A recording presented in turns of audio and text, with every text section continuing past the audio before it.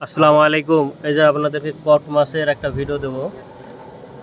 এটা অ্যাকচুয়ালি এই যে আমার এই দাদু ভাই বিক্রি করছে। এই যে হাত পা চাবানি কামড়ানি মুসরানি হাত পা যন্ত্রণা লজ্জাপতি গাছ মর্দানি শক্তির জন্য আগেকার মুরব্বীরা এগুলোই বাঁধছে। এই কট মাছের কাটা গাছের ফল এগুলো বাঁধছে বহুদিনের পুরনো। এটা যতদিন কোমরে থাকবে, আমার দাদু বেঁচে গেছে 100 বছর আগে, বলছে বাজার থেকে একটা কট মাছের কাটা আনবে। যতদিন কেউ কেউ 10 বছর 20 বছর 20 বছর কোমরে বাঁধছে কট মাছের কাটা। তবে কারা বাঁধে? যারা ब्रिटिश अमल থেকে बिक्री बांधते तारा जाने। हिंदी दे दो बोले।